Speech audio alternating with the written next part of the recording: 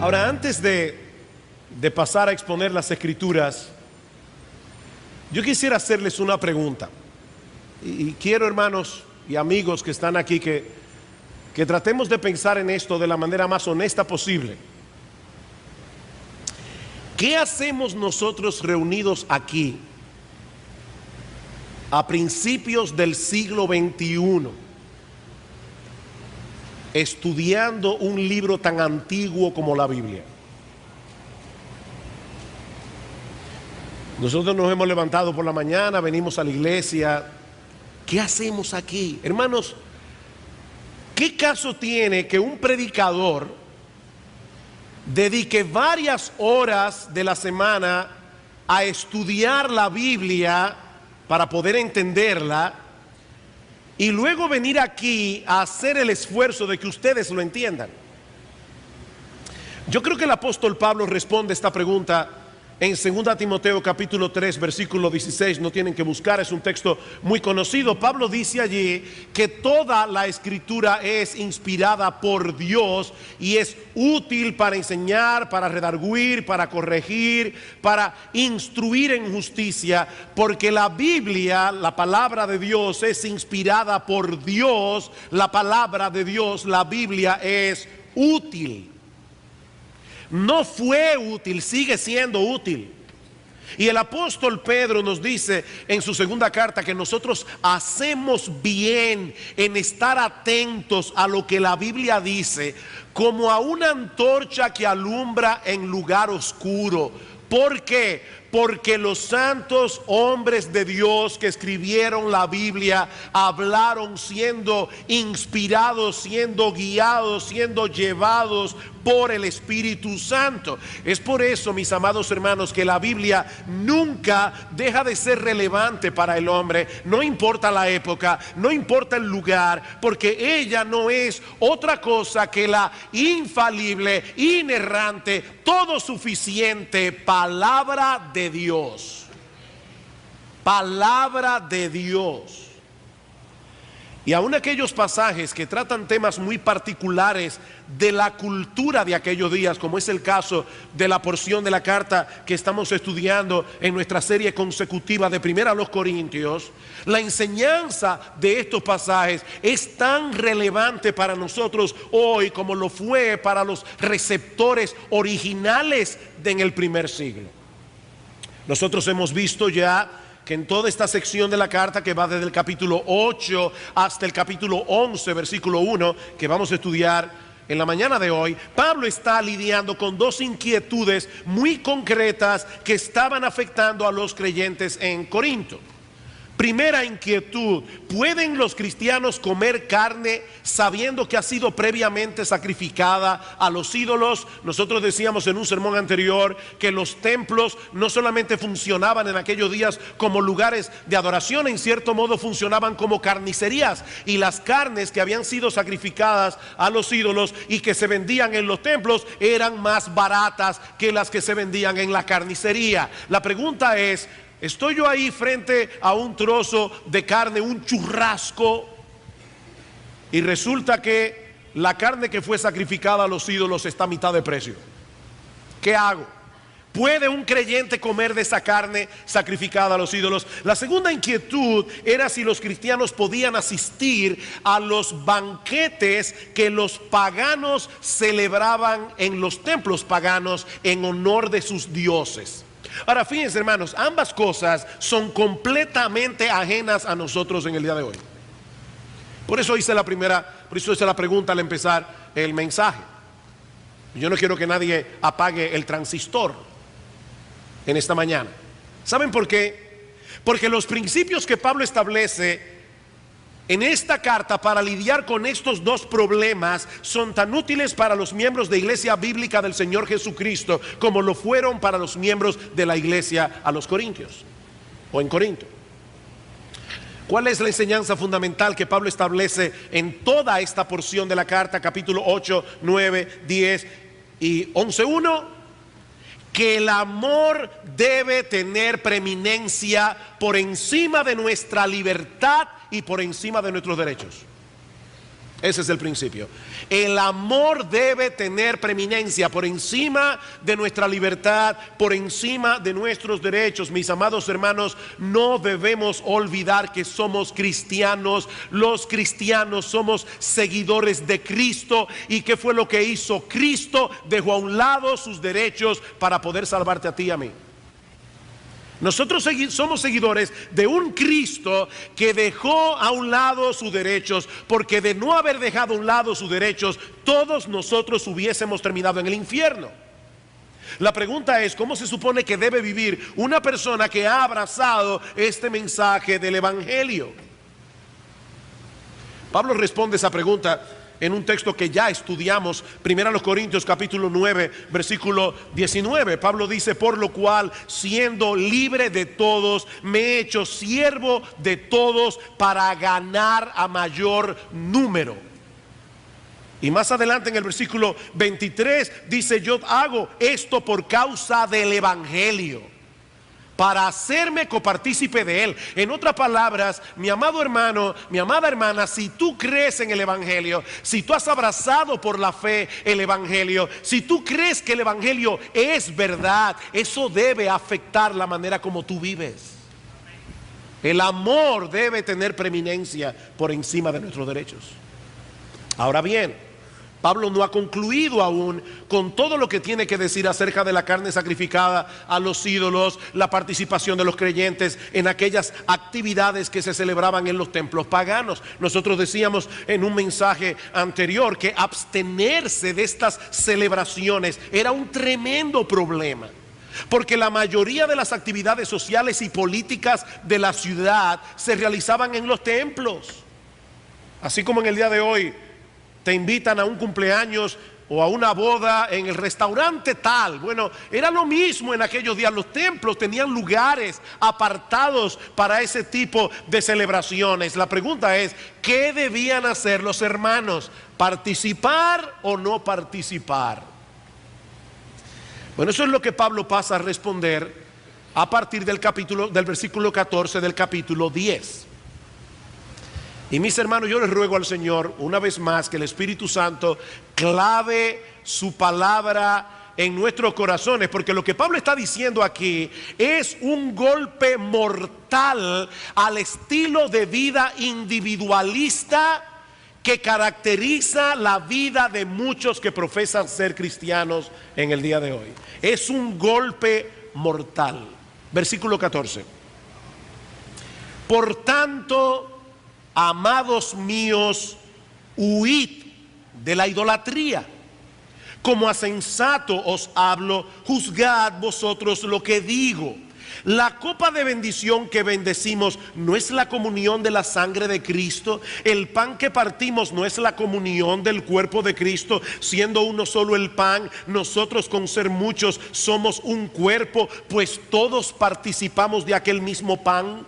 Mirad a Israel según la carne. Los que comen de los sacrificios no son partícipes del altar. ¿Qué digo pues? ¿Que el ídolo es algo o que sea algo lo que se sacrifica a los ídolos? Antes digo que lo que los gentiles sacrifican, a los demonios lo sacrifican y no a Dios. Y no quiero que vosotros hagáis partícipes con los demonios. No podéis beber la copa del Señor y la copa de los demonios. No podéis participar de la mesa del Señor y de la mesa de los demonios. ¿O provocaremos a celo al Señor? ¿Somos acaso más fuertes que él?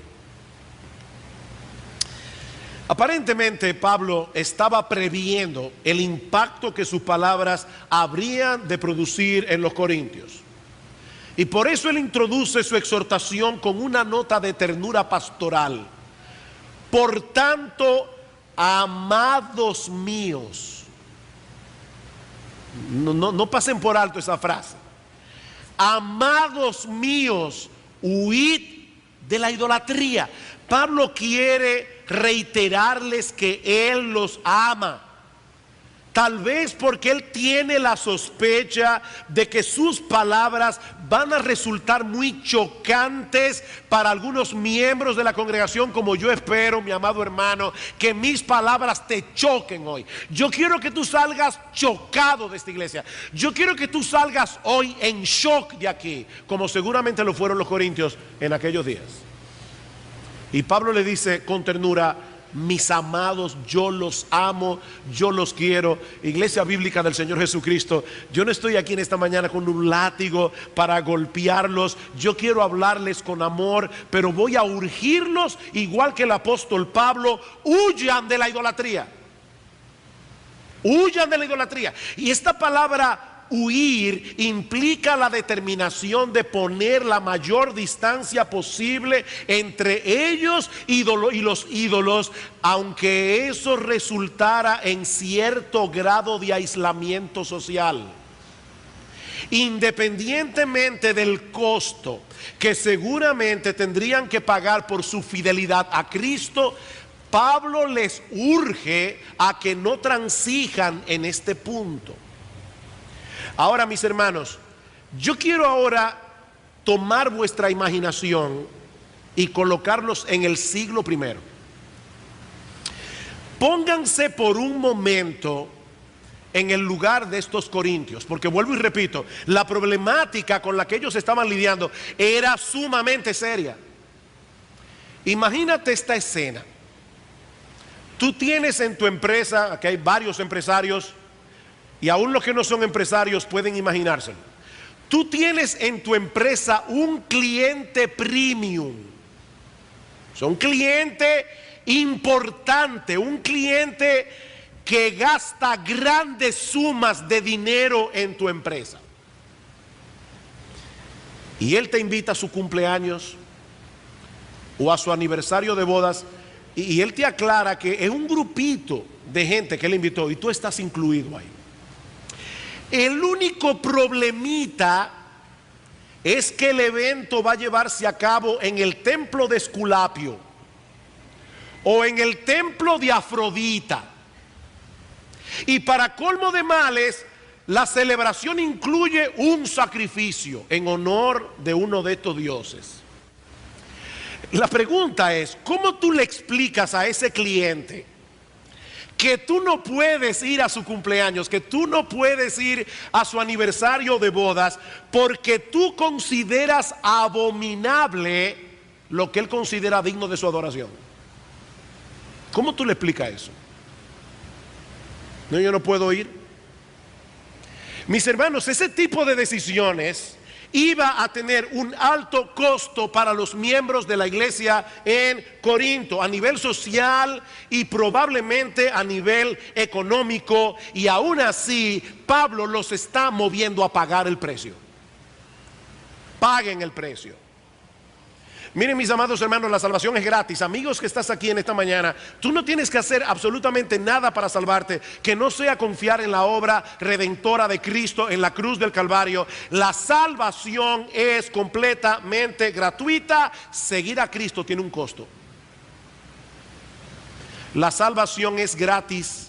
Seguir a Cristo tiene un costo que todo verdadero cristiano tiene que estar dispuesto a pagar. Nosotros te estamos llamando a la salvación, pero no queremos engañarte. Cristo dijo claramente que todo aquel que no está dispuesto a renunciar a todo lo que posee no puede ser su discípulo. Lucas capítulo 14 versículo 33. Así de simple. El que no renuncia a todo lo que posee no puede ser mi discípulo. No, yo sé que ese no es el mensaje que se escucha en muchos púlpitos en el día de hoy, porque en su afán por atraer a las personas, muchos predicadores están presentando un tipo de cristianismo sin dificultad. Un tipo de cristianismo que parece más atractivo que el de la Biblia, pero que en realidad es infinitamente inferior al de la Biblia. Inferior. Miren, mis amados hermanos, y vuelvo y repito, amigos que están aquí en esta mañana sin Cristo, tener comunión con el Señor es algo tan glorioso, es algo tan extraordinario, que no importa el precio que tengamos que pagar para poder seguirlo a Él. Esa es la enseñanza de la parábola del tesoro escondido en Mateo capítulo 13, versículo 44. Dice que un hombre encuentra un tesoro escondido en un campo y aprecia de tal manera ese tesoro que cuando pregunta el precio y le dicen, bueno, mi amigo, comprar ese campo te va a costar todo lo que tiene, dice el Señor Jesucristo que Él va gozoso y vende todo lo que tiene para comprar el campo. Él va gozoso y vende todo lo que tiene. Pero tener comunión con el Señor tiene sus implicaciones. Y eso es precisamente lo que Pablo quiere hacerles ver a estos corintios, y lo hace usando como ejemplo nuestra participación en la Santa Cena. Versículo 15. Como a sensato os hablo. Pablo tiene la esperanza de que ellos tienen al Espíritu de Dios, y que a pesar de todos los problemas que había en Corintio, él espera que estos creyentes entiendan su argumentación. Pablo dice, como a sensato os hablo, juzgad vosotros lo que digo. La copa de bendición que bendecimos no es la comunión de la sangre de Cristo. El pan que partimos no es la comunión del cuerpo de Cristo. Mis hermanos, ¿qué es lo que ocurre cuando nosotros celebramos como iglesia la cena del Señor? Bueno, yo no quiero aquí atacar gratuitamente a la Iglesia Católica Romana, pero definitivamente la Iglesia Católica Romana tiene un tremendo error, y es uno de sus errores fundamentales como iglesia en este punto. Según la Iglesia Católica Romana, en la Santa Cena, en la celebración de la cena, en el momento en que el sacerdote consagra el pan, ocurre un milagro que se llama el milagro de la transubstanciación. Una palabra muy grande para decir simplemente que en el momento de la consagración, ese pan consagrado deja de ser pan para tener un cambio de sustancia, un cambio de esencia. Deja de ser pan para convertirse literalmente en la carne de Jesucristo. Y el vino consagrado deja de ser vino para convertirse literalmente en la sangre del Señor. Ahora, yo le decía a mis estudiantes de Logos, providencialmente me tocó hablar de la transubstanciación este jueves pasado, y yo le decía que la Iglesia Católica Romana no solamente enseña que hay un milagro allí por el cambio de sustancia, sino también porque aunque el pan se convierte en carne y el vino se convierte en sangre, hay otro milagro en la misa, y es que el pan sigue sabiendo a pan y el vino sigue sabiendo a vino. O sea que es un milagro doble, porque cambia la sustancia, pero no cambia ni el sabor, ni la textura. Parece pan y parece vino, pero es carne y es sangre. Por supuesto, una cosa que muchos católicos no saben es que en el estómago ocurre otro milagro, y es el milagro de la destransubstanciación, a través del cual la carne vuelve a ser pan, el vino vuelve a ser vino, porque eso va a pasar por el tracto, y ya ustedes saben todo lo que ocurre. Y ellos no pueden ni pensar que al cuerpo de Cristo le ocurra eso. Ahora, ¿es de eso que Pablo está hablando aquí? No. No, Pablo no está hablando de ninguna transubstanciación. Pablo está hablando aquí, y esto es importantísimo, Pablo está hablando del impacto que debe tener en el creyente el hecho de participar con fe en la Santa Cena, por lo que esos elementos simbolizan: el pan y el vino. ¿Qué fue lo que ocurrió en la cruz del Calvario? Que la ira de Dios en contra del pecado y el amor de Dios por su pueblo escogido se encontraron frente a frente y se besaron. Eso fue lo que ocurrió. En el Calvario, la ira de Dios y el amor de Dios se encontraron frente a frente y se besaron en la persona de Jesucristo. Dios no puede pasar por alto el pecado. Dios no puede salvar al pecador pasando por alto el pecado, porque si lo hace, Dios dejaría de ser justo. El pecado tiene que ser castigado. Pero en un acto de amor inmensurable, imposible de entender, Dios, el Hijo, se hizo hombre para poder sustituirnos en esa cruz y recibir en su propia carne todo el peso de la ira de Dios que nosotros merecemos. Por eso yo les digo que en la cruz convergen la ira y el amor. La ira y el amor. El perfecto Hijo de Dios se hizo hombre perfecto, vivió una vida perfecta y luego llevó a cabo un perfecto sacrificio a través del cual y por medio de la fe Él provee a los salvados, a los pecadores, perfecta salvación. Eso fue lo que ocurrió en la cruz. Y eso es lo que celebramos en la cena. Entonces, lo que salva al pecador no es comer el pan o beber de la copa. Lo que pasa, lo que salva al pecador es apropiarse por la fe del sacrificio que esos elementos simbolizan. Y al hacerlos por fe, nosotros estamos teniendo verdadera comunión con ese Jesús que nos amó con un amor tan costoso. Voy a poner un ejemplo aquí. No quiero avergonzar a mi esposa, ella no sabe que yo voy a hablar de esto, pero es que se me ocurrió esta mañana. Cuando yo vivía en Guatemala hace muchos años atrás, Gloria y yo no éramos novios todavía, pero vamos a decir que ya mi corazón estaba atrapado. Y yo esperaba con ansias la carta que ella me mandaba cada 15 o 20 días. Yo soy muy emotivo en algunas cosas. Y esa es una de ellas. Tan emotivo que de verdad a veces cuando llegaban las cartas de Gloria yo me emocionaba tanto que hasta náusea me daba.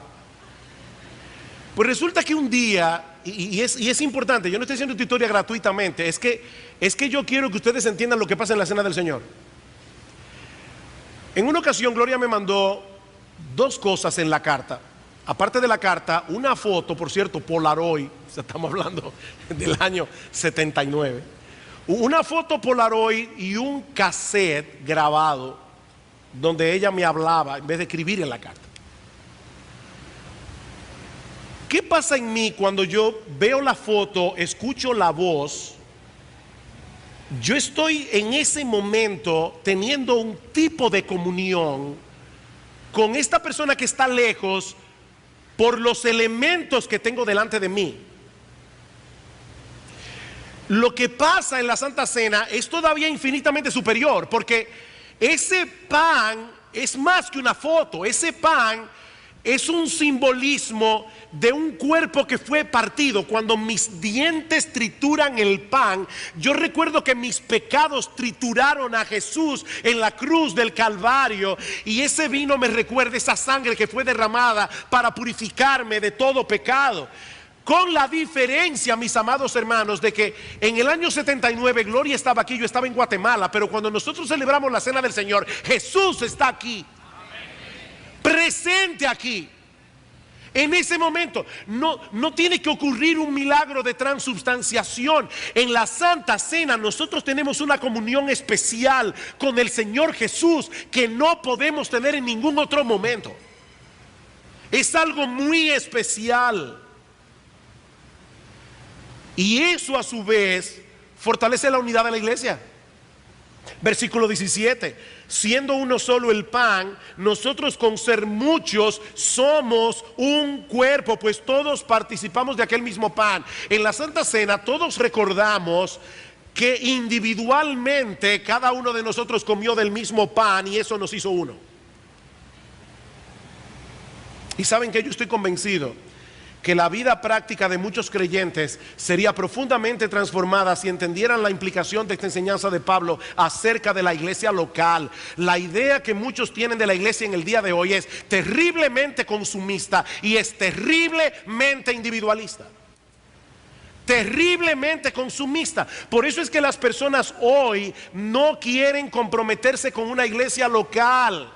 Ellos van a la iglesia a escuchar sermones, a consumir sermones y a pasar un buen rato cantando. Por eso van a una iglesia por la mañana, se van a otra por la tarde. Son consumistas. Ellos usan la iglesia como si fuera un supermercado. Ellos no están entendiendo la implicación de que Cristo, el Espíritu Santo, lo llame a salvación y lo introduzca vital y orgánicamente en un cuerpo. Ser miembro de una iglesia local es algo sumamente serio. Es ser parte orgánica de un cuerpo. No venimos aquí simplemente a escuchar sermones. Hermanos, tenemos que quitarnos de la cabeza esa terrible idea consumista e individualista de la iglesia. Fantástico que tengamos Gracia TV. Si tú estás enfermo, es genial que puedas escuchar el culto por Gracia TV. Pero hay algo que ocurre aquí que no pasa por Gracia TV, mis amados hermanos. Que solamente pasa con la iglesia congregada. En el pasaje que vamos a ver esta noche, cuando estudiemos 1 Corintios capítulo 11, Pablo dice en el versículo 18: pues en primer lugar, cuando os reunís como iglesia. Cuando os reunís como iglesia. Yo puedo ser miembro de un equipo de básquetbol, y cuando yo estoy lunes, martes, miércoles en el supermercado, en mi casa, donde sea, yo soy miembro de ese equipo de basquetbol, pero yo soy equipo cuando estoy con mis otros jugadores en la cancha jugando.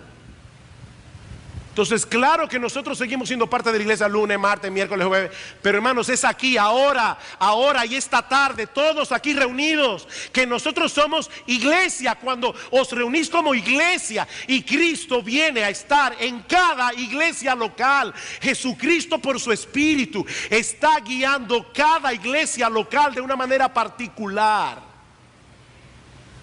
Entonces, ¿dónde debo estar yo? En mi iglesia. Cuando el Espíritu Santo viene y Cristo se hace presente por su Espíritu. Nosotros somos un cuerpo, porque todos participamos de ese mismo pan. Pablo no está hablando allí de la iglesia universal, porque la iglesia universal no celebra la Santa Cena. La Santa Cena la celebra una iglesia local, con miembros específicos, pastores específicos, líderes específicos.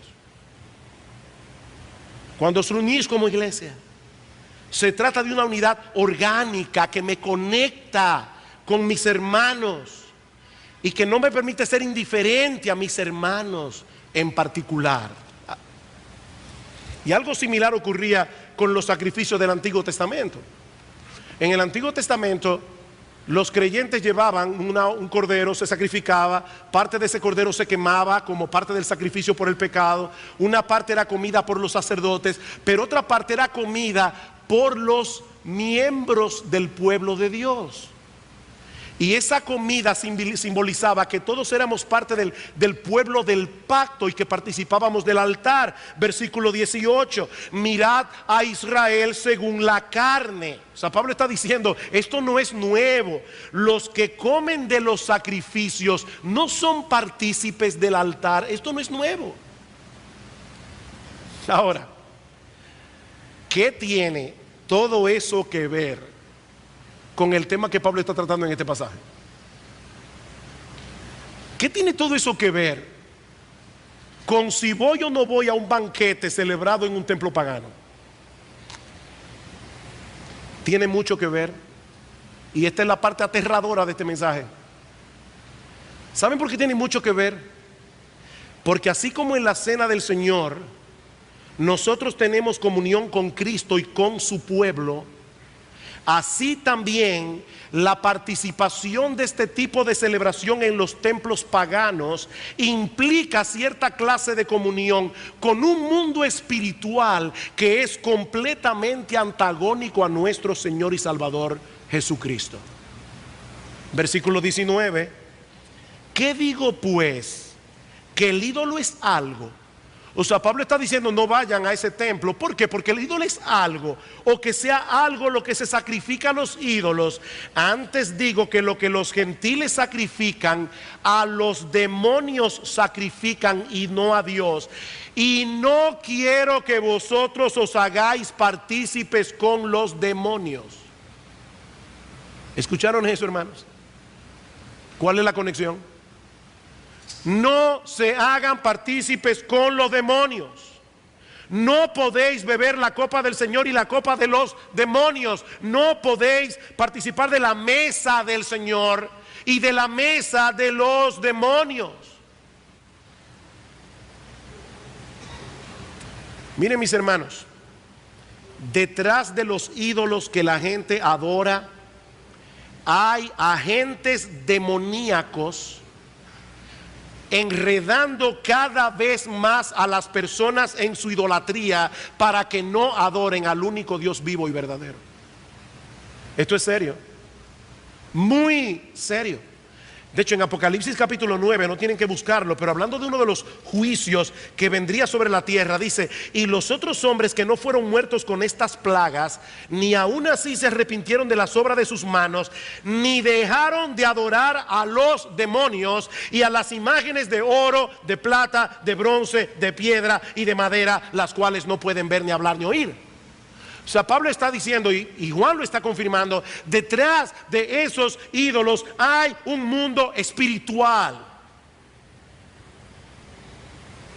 De manera que la participación de esos banquetes en los templos paganos no era algo neutral. Sus participantes estaban teniendo comunión con los demonios que alentaban esa clase de adoración idolátrica. Y eso es completamente inconsistente con alguien que profesa ser cristiano. Por eso es que Pablo dice: no podéis beber la copa del Señor y la copa de los demonios, no podéis participar de la mesa del Señor y de la mesa de los demonios. Y en el versículo 22 dice: o provocaremos a celos al Señor. Somos más fuertes que Él. Miren, mis hermanos, nuestro Dios no es indiferente al pecado de la idolatría. Los que están al día de hoy en sus planes de lectura, aquellos que están leyendo la Biblia en 2 años, están al día. Ayer leyeron Éxodo 34, ¿verdad? Y una de las cosas que se dice en Éxodo capítulo 34, en el versículo 14, Dios le dice a Moisés: porque no te has de inclinar a ningún otro Dios, pues Jehová, cuyo nombre es celoso, Dios celoso es. Wow. O sea, Dios está diciendo: ¿saben cuál es mi nombre? Yo me llamo celoso.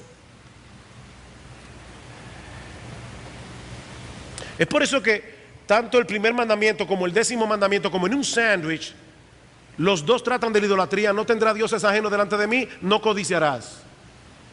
Los dos mandamientos, primero y 10º, tienen que ver con la idolatría. Nuestro Dios es un Dios celoso.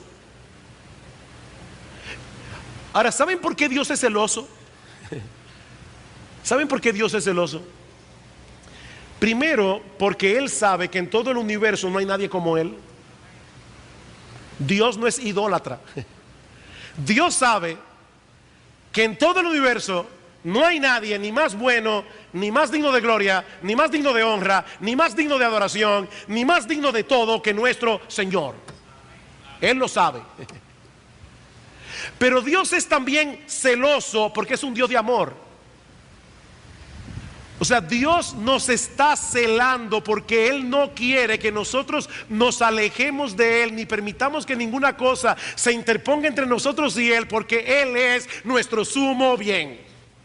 Así que cuando Dios prohíbe la idolatría y te ordena que tú lo adores y le sirvas únicamente a Él, Él te lo está prohibiendo porque te ama.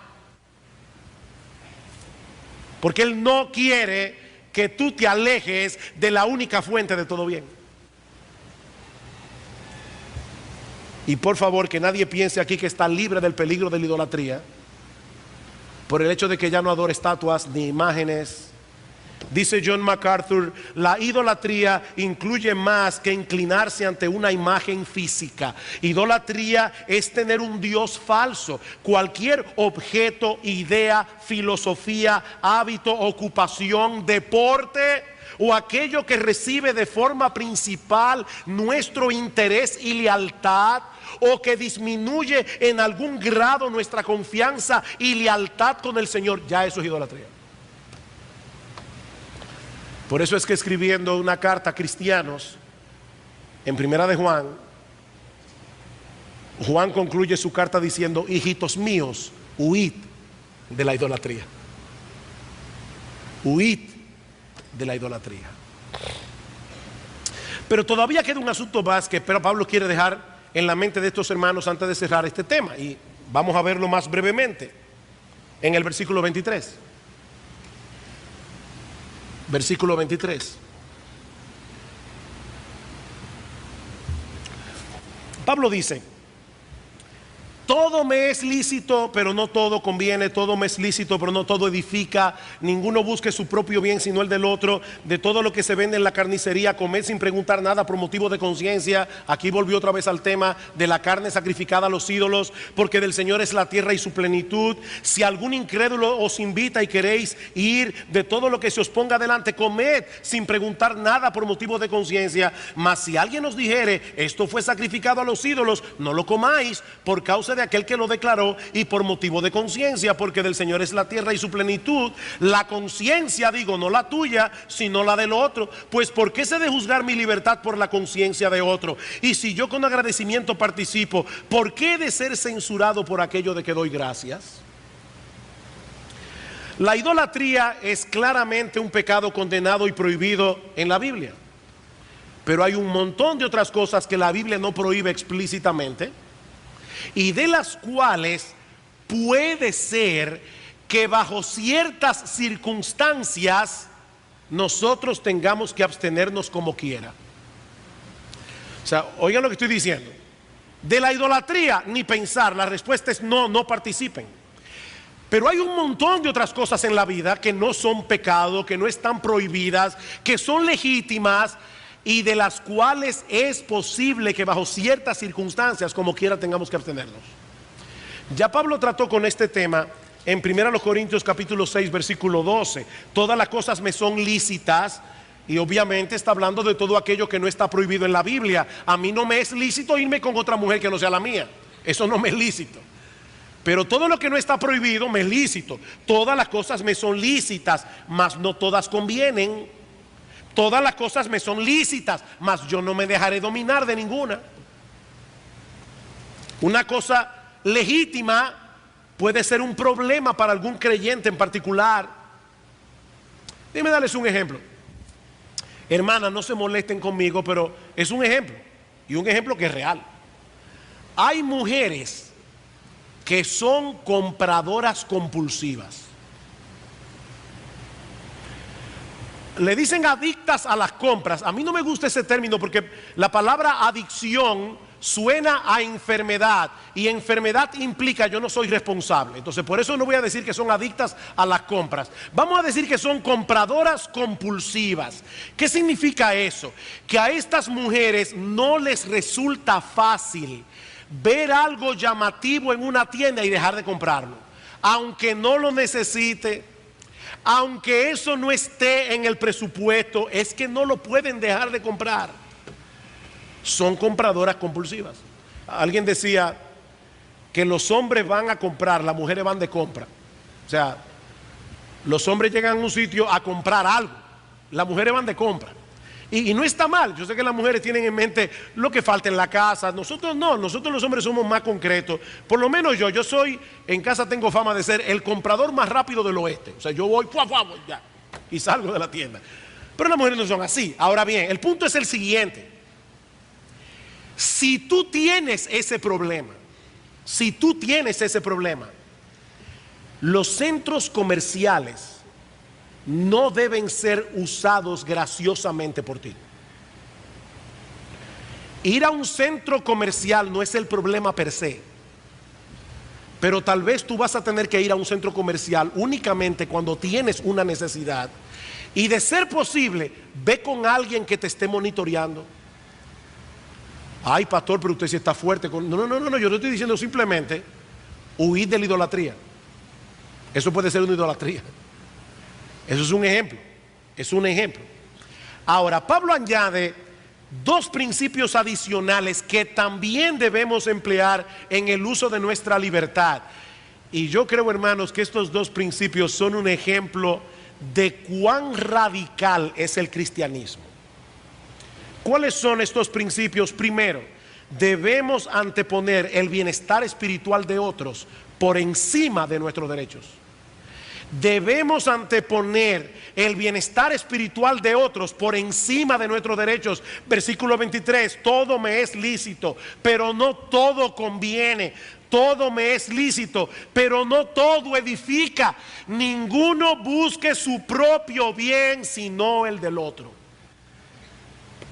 Ninguno busque su propio bien, sino el del otro. Y es interesante la palabra otro. En griego hay varias palabras para otro.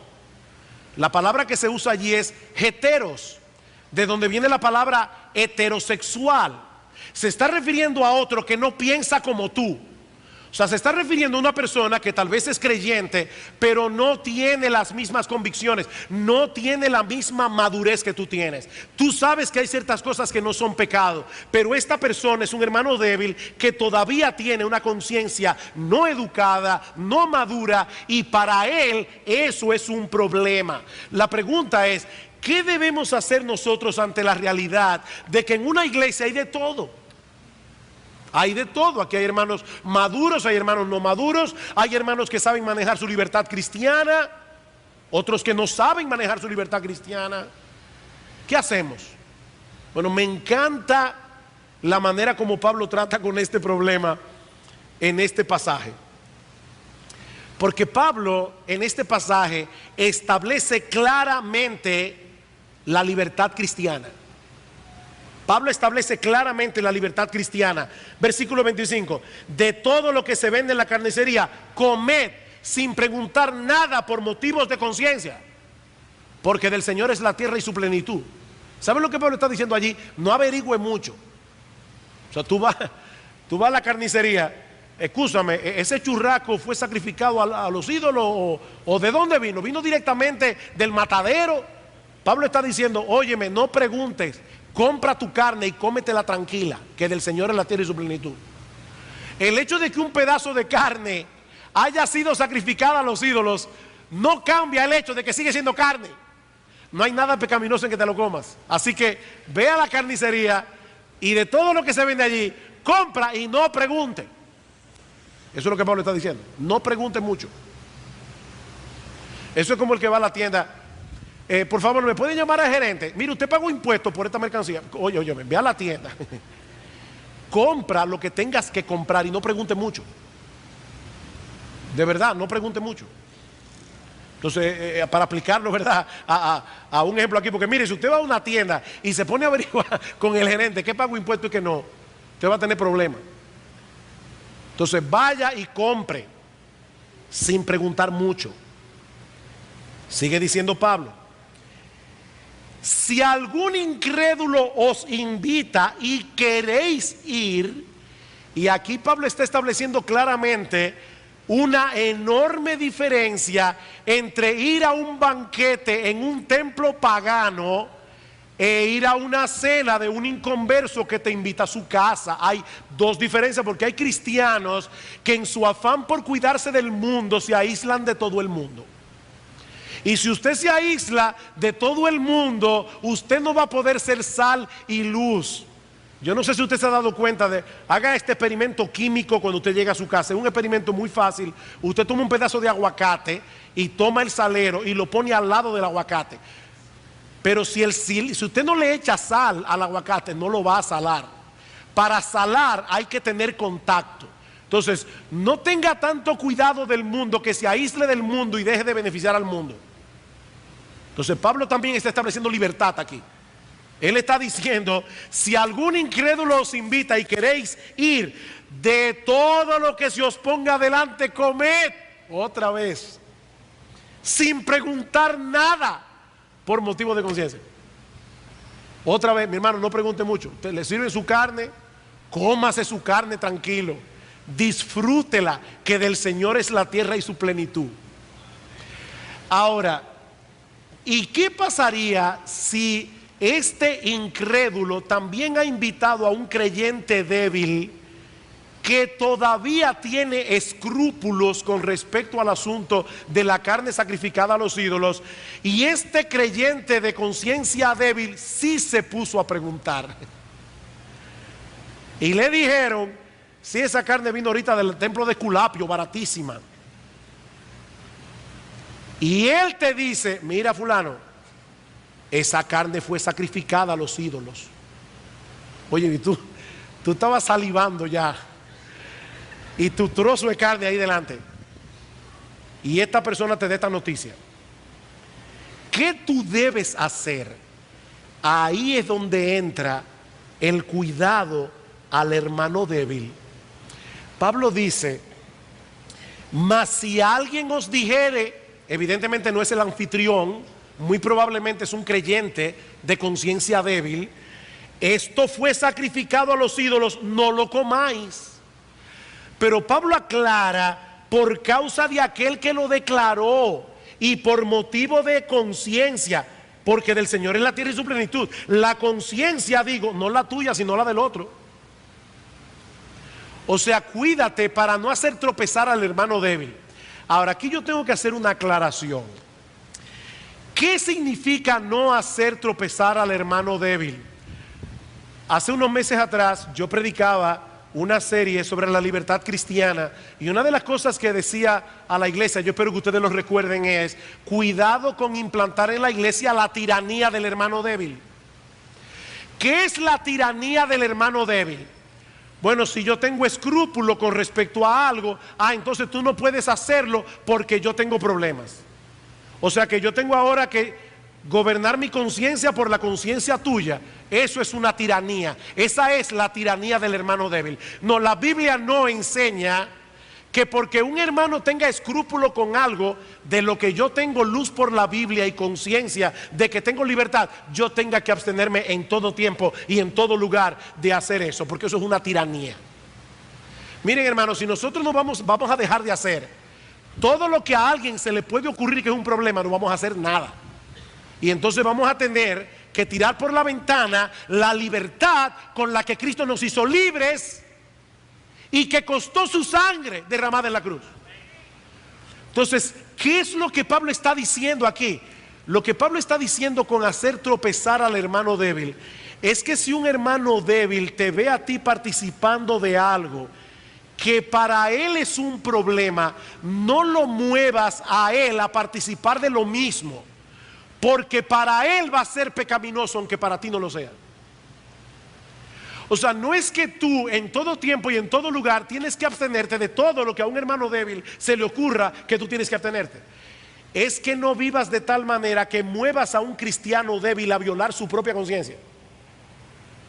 O sea, en ese momento no te comas la carne para no motivarlo a él a comerla. Porque si tú la comes, para ti no será pecado, pero para él sí. Porque él estará comiendo esa carne con dudas.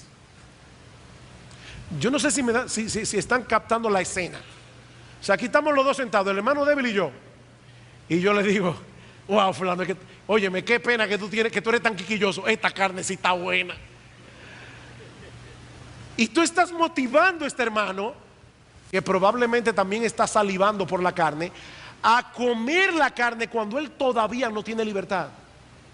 Entonces, mire, hermano, por amor a él, abstente. Pero Pablo dice, sin embargo, tu conciencia sigue siendo libre.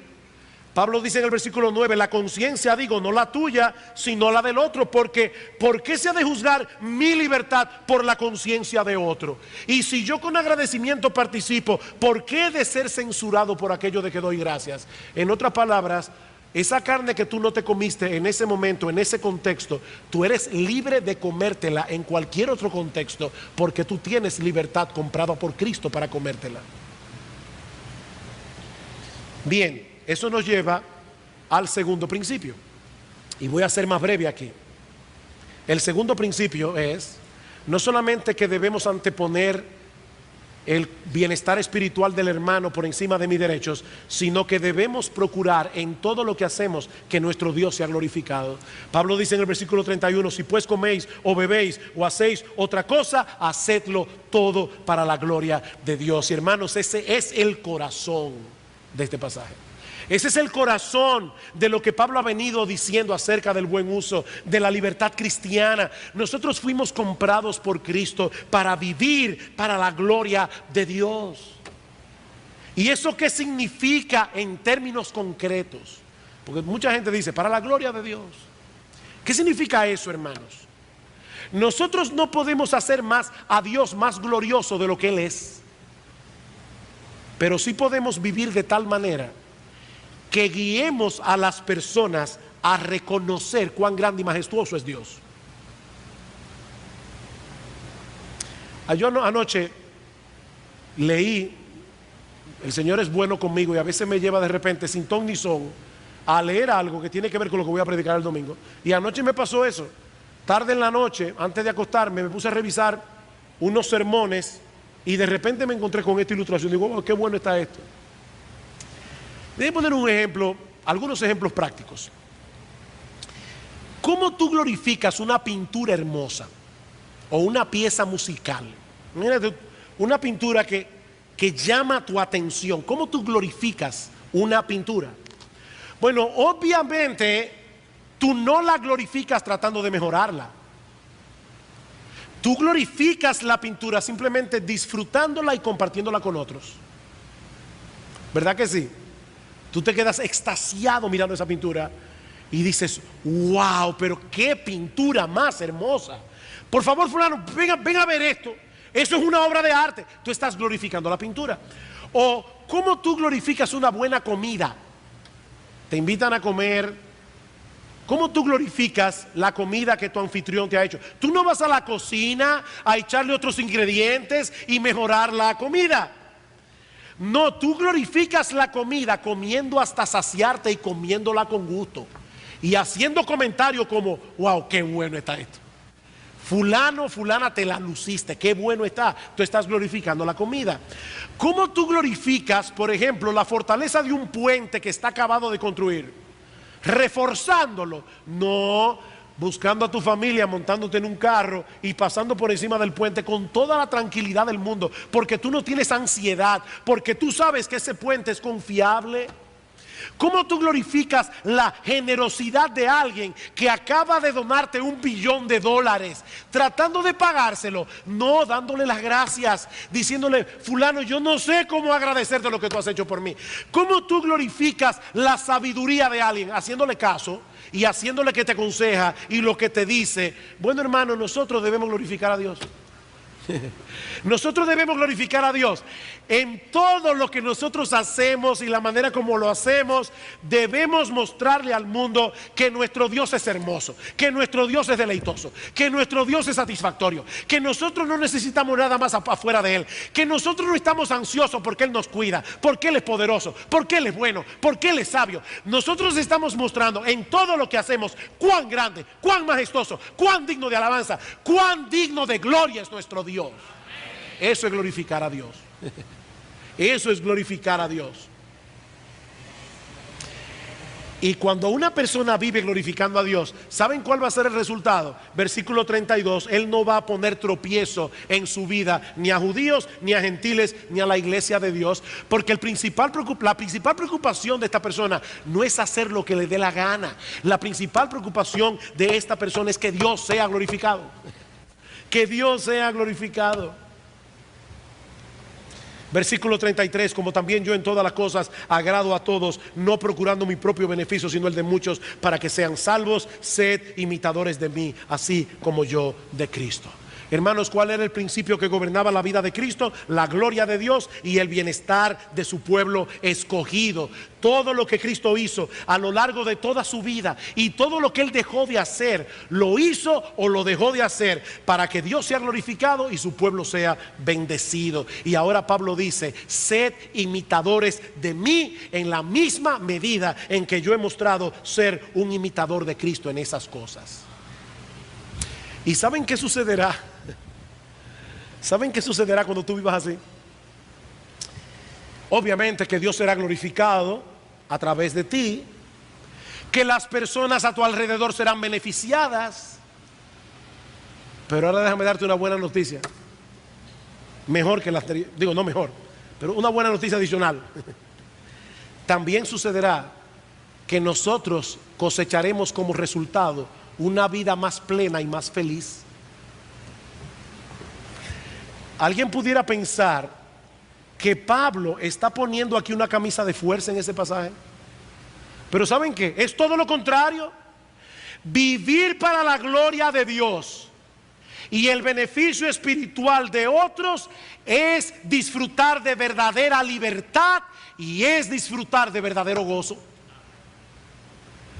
¿Tú sabes por qué la mayoría de la gente vive vida desgraciada? Porque son unos egocéntricos, porque son unos egoístas, porque adorar el yo es la mayor desgracia que le puede pasar a un ser humano. Entonces Pablo te está llamando a vivir una vida dichosa, a vivir una vida plena, a vivir una vida feliz, viviendo para la gloria de Dios. Viviendo para la gloria de Dios. Y si tú estás aquí sin Cristo, mi amigo, ese es nuestro llamado en esta mañana. Nosotros te estamos llamando a que salgas de tu prisión. Nosotros te estamos llamando a que seas libre. Cristo dice: conoceréis la verdad y la verdad os hará libres, porque todo aquel a quien el Hijo libertare será verdaderamente libre. Nosotros te estamos llamando, amigo mío, a abrazar la libertad con la que Cristo puede hacerte libre en esta mañana por medio de la fe. Cristo vino al mundo a libertar a los cautivos.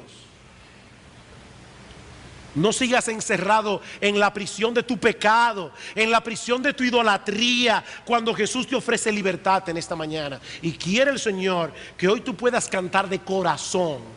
Mi hermano de la música, si pueden venir aquí a acompañarme, que tú puedas cantar hoy de corazón la letra de ese himno que nosotros cantamos antes de la predicación de la palabra: vivo por Jesús. Que tú puedas salir de este lugar hoy diciendo: aleluya, aleluya, yo vivo por Jesús, aleluya, yo vivo por su cruz.